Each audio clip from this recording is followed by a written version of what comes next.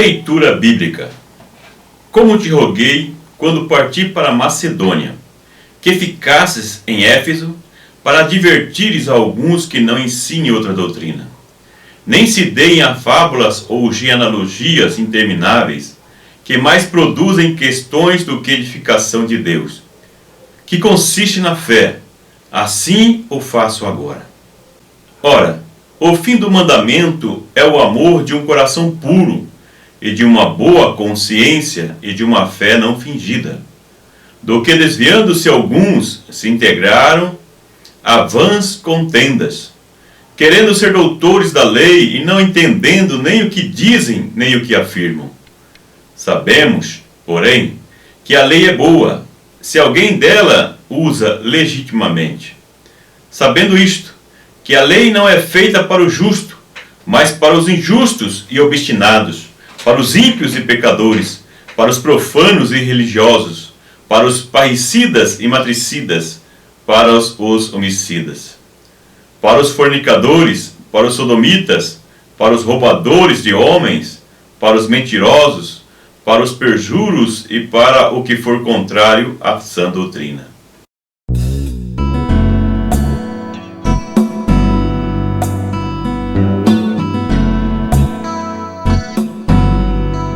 Bem-vindo ao programa Escola Dominical na Web TV, um programa da Igreja Evangélica Assembleia de Deus de São José dos Pinhais, cujo pastor-presidente é o pastor Ivaldo Teodoro da Silva, que também é o nosso presidente da Convenção das Igrejas Assembleia de Deus do Estado do Paraná.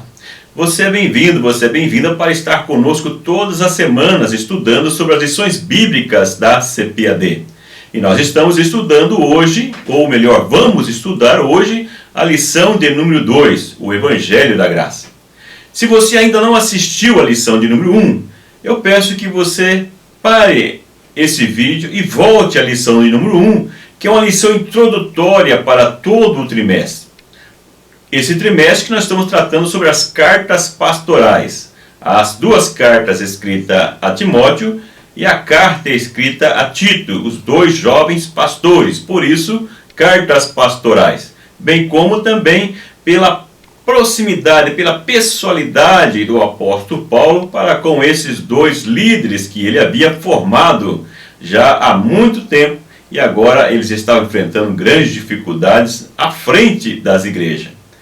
Se você volta retornando à lição 1, você vai ver que o apóstolo Paulo, provavelmente, considerando a autoria paulina, ele estava já ao final de sua vida, os últimos anos, 2-3 anos da sua vida, onde ele escreve essas 3 epístolas, trazendo aí ensinamentos inesquecíveis, preciosos para a vida ministerial e também para a vida da igreja. Por isso nós vimos que ele trata tanto de questões pastorais, no sentido de administração eclesiástica, mas também questões voltadas para grupos da igreja, trazendo orientações importantes. E nessa lição, o tema é o Evangelho da Graça, baseado na leitura bíblica que nós acabamos de fazer, de ler juntos.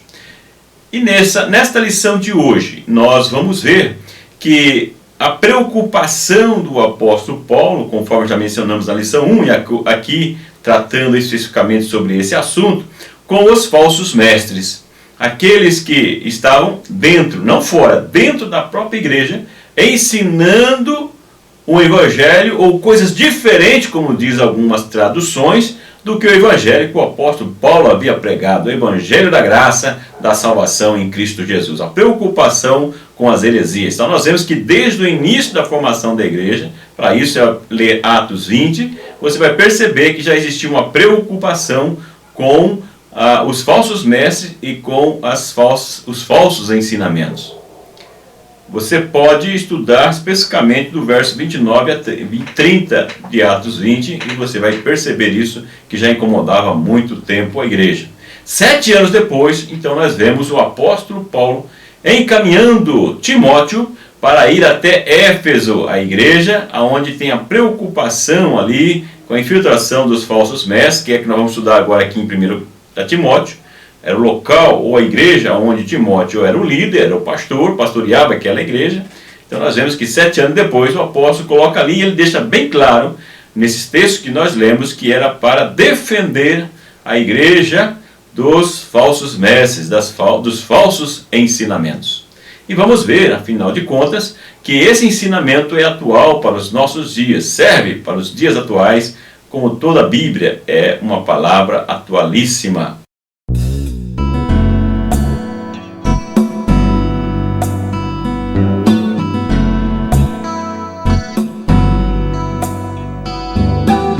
Lembrando mais uma vez que você que não está acostumado ainda com esse programa Escola Dominical na Web TV, nós deixamos o arquivo de slides no meu blog, no site da Igreja Assembleia de Deus, redemoamiga.com.br. Você vai aparecer para você durante o vídeo aí, e você poderá acessar, baixar o arquivo de slides, baixar no teu computador, e eu deixo em PDF já a pedidos, né? Muitas pessoas perguntam por quê. É porque tem pessoas deficientes visuais que têm um programa que eles conseguem visualizar somente com PDF. Então, a pedido de ouvintes meu que utilizam esse software, eu tenho deixado já ao longo do tempo em PDF. Então, você pode baixar esse arquivo no seu computador, voltar ao vídeo e acompanhar ali no arquivo de slides os apontamentos e os meus comentários. Então, você vai perceber que o primeiro comentário desse tópico é que o apóstolo Paulo, ele podia falar do Evangelho da Graça. E deixo aí algumas citações bíblicas que demonstram que o apóstolo Paulo era o maior exemplo de alguém que foi transformado pelo Evangelho da Graça. Aqui esse Evangelho que prega que a salvação é gratuita por meio da fé em Cristo Jesus, nosso Senhor. O apóstolo Paulo, que baseava a sua religiosidade, a sua vida na lei judaica, mas ele percebeu que isso não foi suficiente para a salvação da sua alma. Por isso, ele retrocede, ele faz um repensar após o encontro com Cristo, e ele muda totalmente a sua vida, conhecendo e identificando então que a salvação é gratuita, mas por meio do sacrifício vicário de Cristo, o sacrifício em nosso lugar. E nessa epístola fica bem claro que as pessoas, os líderes que estavam na igreja, que tinham a incumbência, a responsabilidade de pregar este evangelho da graça, a salvação gratuita em Cristo, estavam pregando outra mensagem, ou retornando a mensagem antiga, e além disso, trazendo novos ensinamentos, além do que pregava a própria lei, para que fantasiar, para dar ênfase ao seu ensinamento, ou de certa forma uma inovação, um destaque para prevalecer, chamar a atenção para si mesmo, em vez de chamar a atenção para Cristo. Um exemplo que nós vemos ainda nos nossos dias, pessoas que estão preocupadas em chamar a atenção para si mesmo, em trazer algo novo, que chama a atenção do povo, que mexa com o povo, que atenda à vontade do povo, para que ele possa alcançar o ibope, como é o ditado popular. Chamar a atenção do povo, chamar a atenção para si, os holofotes. São pessoas que buscam trazer um outro evangelho, um evangelho diferente do que o apóstolo Paulo pregava, do que Jesus pregava. Nós vemos que o apóstolo Paulo, nos textos iniciais, ele deixa claro que essas pessoas tinham uma intenção, segundas intenções, e praticavam uma religião fingida. Era uma religião de aparência. Não era uma vida transformada, convertida. Estava no meio da igreja, convivia com a igreja, era líder, destacou-se na liderança até o ponto de ser um líder da igreja, para ensinar os demais, mas eram pessoas que estavam buscando os seus próprios interesses. Diferente do que Paulo recomenda no verso 3, a ter um coração puro, uma consciência tranquila, uma fé não fingida, conforme nós vemos em 1 Timóteo 1:5. É isso que o apóstolo chama a atenção, para que Timóteo, que ele dava exemplo que ele já tinha esse comportamento, mas para manter esse comportamento e para que ele exortasse a igreja, para que tivesse um coração puro. São pessoas que o que fazem para o reino de Deus, para atender a coletividade, para atender o próximo, e não para buscar benefício próprio, tirar vantagem. Como nós vemos mais à frente, que o apóstolo deixa claro que esses falsos mestres, na realidade, queriam trazer, acima de tudo, vantagens financeiras para si mesmo.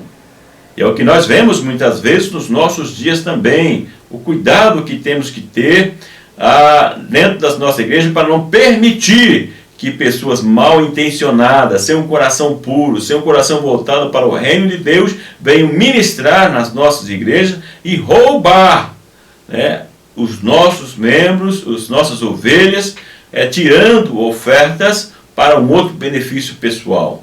Mas sim, nós temos que estar focando o ensino da palavra de Deus, enfatizando a necessidade de contribuições para a manutenção da obra de Deus, mas sim para que haja um crescimento no reino de Deus, um crescimento da obra de Deus, para que o evangelho seja pregado e cada vez mais pessoas sejam alcançadas e que tenhamos estrutura para manter tudo isso. Mas o apóstolo, ele coloca isso mais à frente, qual era a verdadeira intenção desses falsos mestres, buscando tirar benefício das ovelhas da igreja. Eu deixo algumas citações aí no arquivo de slide, como o Salmo 15:8, 24:4, Mateus 5:8, que trata sobre essa questão do coração puro. É esse coração que Deus quer ver na sua vida, um coração voltado realmente para Deus e com sinceridade, não com uma fé fingida, mas uma fé genuína, pura, com um coração puro diante de Deus.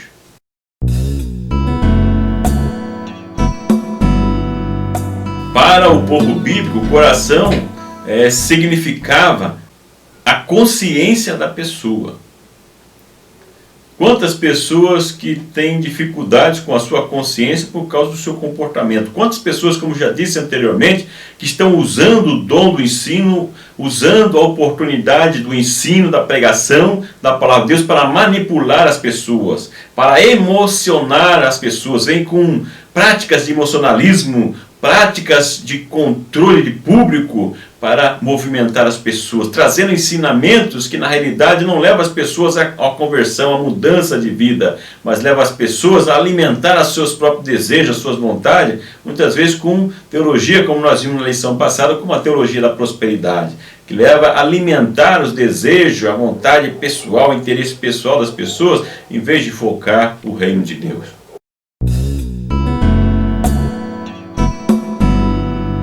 Paulo afirma que a lei não era para os justos. No verso 9 a 11, ele deixa uma lista de práticas que a lei sim servia, porque a lei servia para apontar o pecado. A lei nunca serviu para redimir as pessoas, mas simplesmente para cobrir os pecados que as pessoas realizavam. Nós vemos isso na prática da antiga aliança. Mas aí, essa prática era apenas uma sombra para apontar aquele que verdadeiramente ele redime e redime gratuitamente de todo e qualquer pecado, Jesus Cristo, o Deus encarnado. Mas aqui o apóstolo enfatiza por que ele está falando da lei, porque esse era o ensino desses falsos, um dos tipos de ensino dos falsos mestres, enfocando a questão do legalismo, como nós vimos já na primeira lição, levando as pessoas a voltar às antigas práticas para alcançar a salvação, sacrifícios de tolos para agradar a Deus, enquanto Deus o que Ele quer é, como já dissemos, um coração puro, uma fé não fingida, sem necessidade de extravasar no sentido de sacrifício, fazer coisas que Deus não pediu para aplacar a ira de Deus, não. É mais importante ter o coração puro, uma fé não fingida, e viver com sinceridade com Deus, que assim você estará agradando a Deus.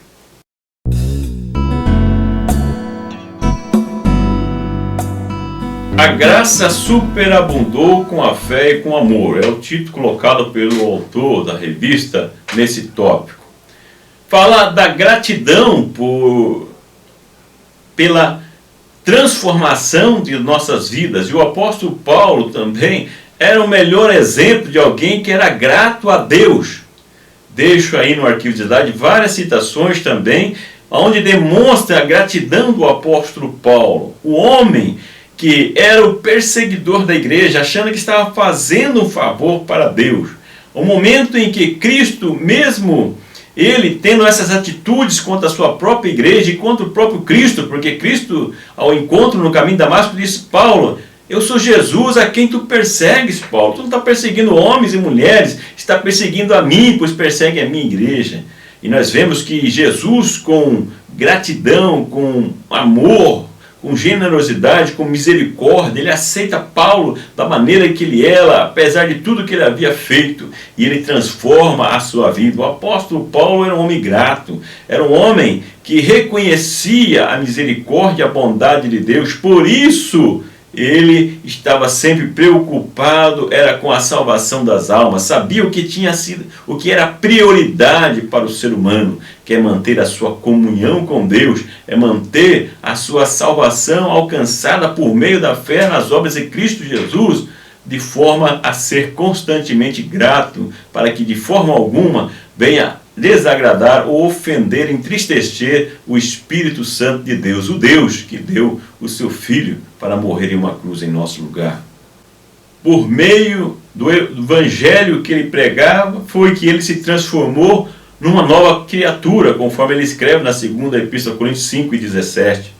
Foi por meio deste evangelho que ele se torna membro da família de Deus. Efésios 2:19.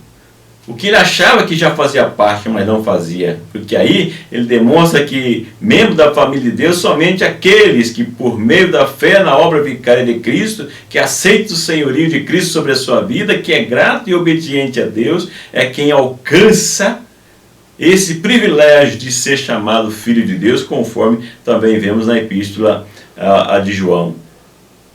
O privilégio de sermos chamados filhos e filhas de Deus, mediante o sacrifício vicário perfeito de Cristo Jesus. 1 Timóteo 1,15, o apóstolo Paulo diz que ele se reconhecia como o principal dos pecadores, por causa da vida que ele levava, uma vida de religiosidade, mas uma vida distante de Deus, longe da vontade de Deus, porque ele procurava fazer, sim, era atender os seus desejos, a sua vontade, e manter uma aparência de religiosidade que não salva ninguém. O apóstolo Paulo era um homem grato a Deus por ter sido salvo, onde a graça superabundou o pecado que ele havia feito por meio da fé e do amor, por meio da fé no amor sacrificial de Cristo.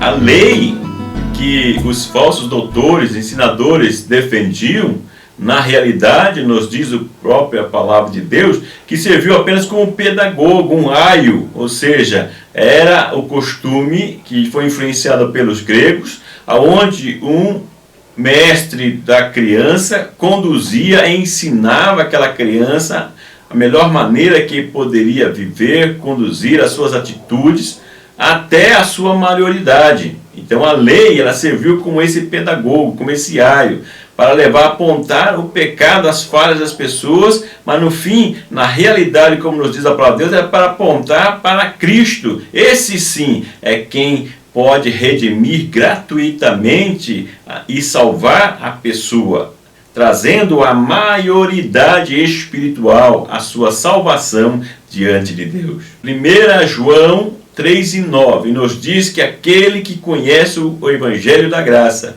aquele que é alcançado pelo Evangelho, salvo em Cristo Jesus, não consegue mais viver na prática do pecado, porque é uma nova criatura, gerada pela natureza de Deus, e que se alegra em fazer a vontade de Deus. Eu deixo aí uma pergunta no arquivo de slide. Se não somos salvos por nossos méritos, se não somos salvos por sacrifício, não somos salvos por oferendas que nós fazemos a Deus, mas simplesmente pela graça de Deus, pelo Evangelho da graça, pelo sacrifício de Cristo. Por que muitas pessoas, mesmo dentro da igreja, se acham melhor do que as outras? Se acham na condição de acusar os outros, se acham na condição de ser doutores dos outros? Por que será? É um momento de nós refletirmos também nesta lição um pouco sobre isso. Será que isso não acontece na nossa igreja, na sua igreja, na minha igreja, no meio que nós vivemos? Pessoas que, como aqueles doutores da lei, se achavam melhor do que os outros e davam de dedo e acima de tudo, ensinavam aquilo que não estava previsto na lei, sempre querendo fazer algo mais do que a própria palavra de Deus não orienta a fazer, o que Deus não pede.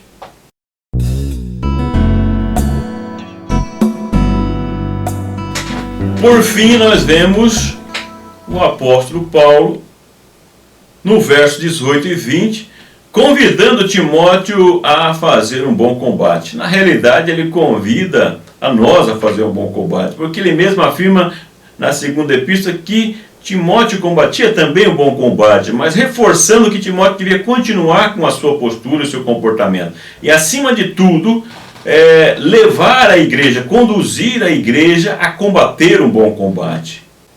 Quem tem o verdadeiro chamado, ele combate o bom combate, ele faz a diferença, porque ele tem convicção do chamado de Deus na sua vida e deixa de lado muitas das preocupações que nós vemos nas pessoas, nos líderes, quando estão à frente, liderando, ensinando, preocupados em que os seus interesses, preocupados em que a sua imagem, o seu status prevaleça sobre tudo e sobre todos.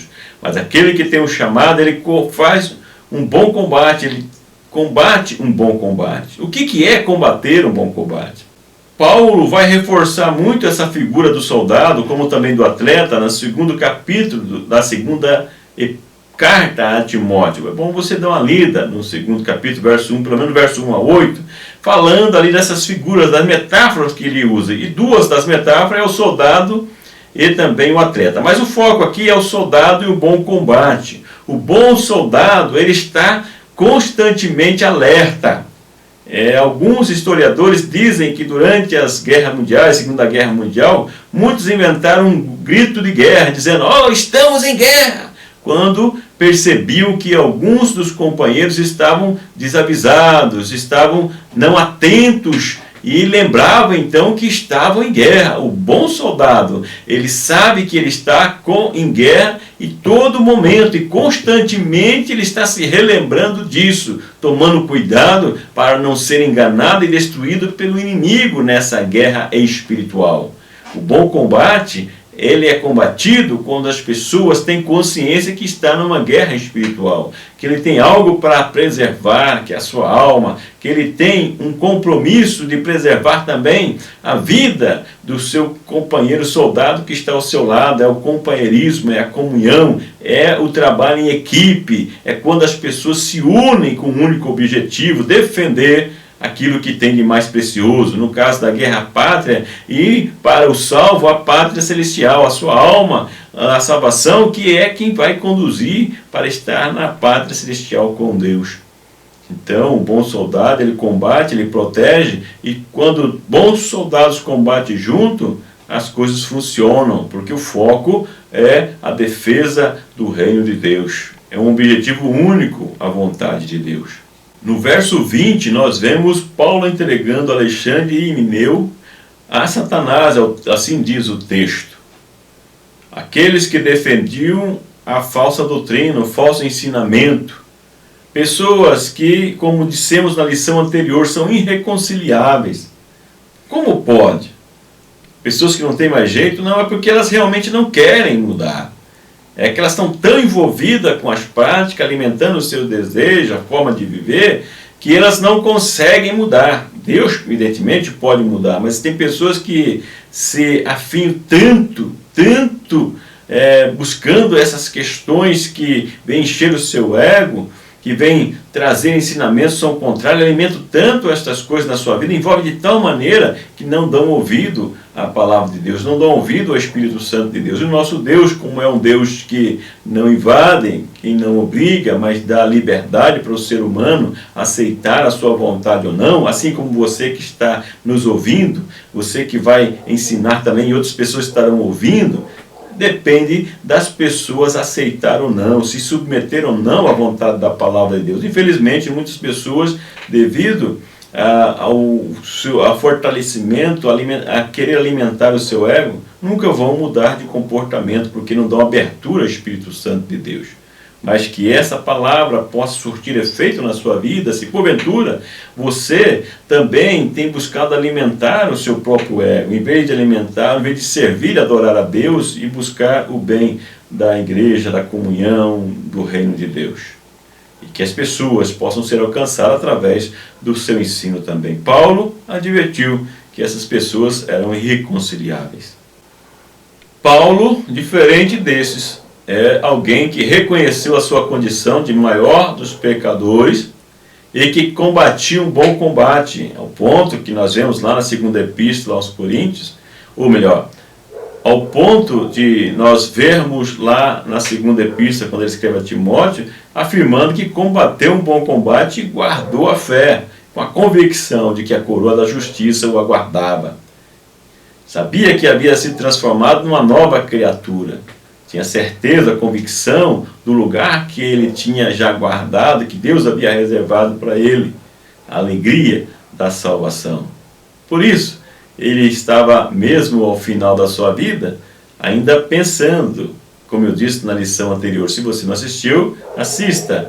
Ele ainda preocupado, agindo em favor do reino de Deus das almas, que aguardavam um refrigério como ele havia tido também. E Paulo, ele recomenda a Timóteo contra os falsos mestres, combater um bom combate, defender a igreja, o evangelho, porque durante o seu ministério, constantemente, ele esteve combatendo os falsos mestres, falsos ensinadores, que o incomodavam, mesmo aqueles que estavam ali próximo, dentro da igreja, parece que o prazer de incomodar o ministério do apóstolo Paulo. Como muitas pessoas que parecem que têm um prazer de tentar denegrir a imagem de alguém que é usado por Deus, de tentar destruir, desfazer do ministério de alguém que realmente é dirigido por Deus. Infelizmente, nós temos isso na nossa igreja hoje ainda também. E aquele que é líder tem a responsabilidade de combater um bom combate nesse sentido que está falando aqui.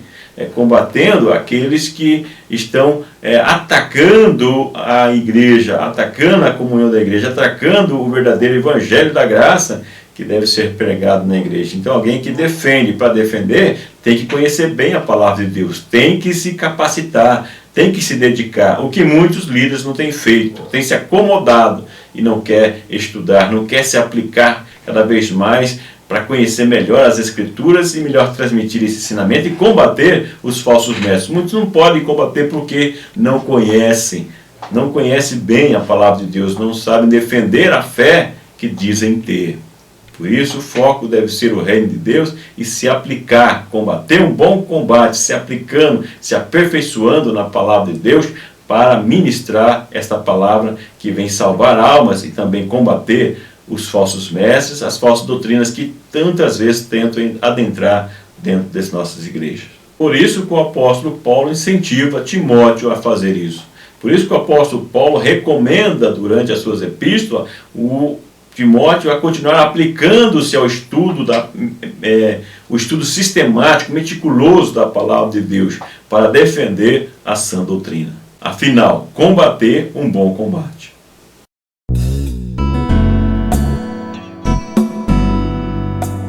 Portanto, nesta lição, nós podemos aprender algumas lições valiosas. Nós vimos que o apóstolo Paulo, ele enfatiza, ele destaca o evangelho da graça, esse evangelho que havia transformado a sua vida, o perseguidor, o pior dos pecadores, como ele diz, que é transformado em uma nova criatura, que é constituído como membro da família de Deus, portanto herdeiro de Deus, para morar com Deus. E ele então defendia este evangelho, preocupado com a influência dos falsos mestres que tentavam tirar o valor deste evangelho, inculcando nos membros da igreja um ensino contrário ao evangelho que ele pregava. Esses falsos mestres que nós vimos durante o ministério do apóstolo Paulo constantemente estavam combatendo com ele e tentando desfazer do seu ministério, do seu apostolado e denegrir a mensagem do evangelho que ele pregava, como se fosse um evangelho de libertinagem, mas não o evangelho de liberdade, o evangelho da graça. Mas o apóstolo Paulo, preocupado, mesmo ao final da sua vida, ele incentivava Timóteo, como incentiva a nós hoje também, a defender o verdadeiro evangelho, o evangelho da graça. Ele combateu um bom combate, combateu os falsos mestres, combateu as falsas heresias, e agora encoraja Timóteo a fazer o mesmo, a não recuar, a não desanimar, como muitas vezes ele escreve na epístola, em especial na segunda epístola: independente de tudo, Timóteo, Tu, porém, ele enfatiza, ele sempre coloca algumas situações contrárias ao ministério, situações de conflito, de crise, mas ele afirma a Timóteo, tu, porém, olha assim, Timóteo, tu não, Timóteo, você é salvo, você teve encontro com Cristo, tenha a sua postura, mantenha a sua fé, porque vale a pena. Ele pode dizer, eu combati um bom combate, eu guardei a fé, e me aguarda a coroa da justiça. Não perca a oportunidade de defender a sã doutrina, defender o Evangelho, a salvação que você tem em Cristo Jesus. Conserva, receba a orientação do apóstolo Paulo, dada a Timóteo, para a sua vida também. Eu peço que você que nos ouviu, compartilhe com a sua rede social este vídeo, que você vá lá no canal do YouTube, embaixo, onde está lá, gostou, clique em gostou.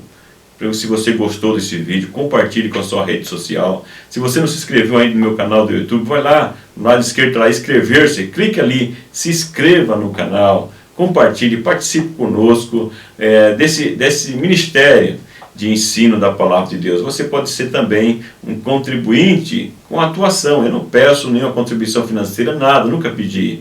Mas o que eu peço a você é que nos ajude a compartilhar, valorize o nosso trabalho que nós fazemos, compartilhando com a sua igreja, compartilhando com a sua rede social. Que o grande e infinito amor de Deus, que a graça e a paz do nosso Senhor e Salvador Jesus Cristo, que a comunhão e a consolação do Espírito Santo esteja com você hoje e sempre. Muito obrigado pela sua atenção e até a próxima aula, até o próximo vídeo.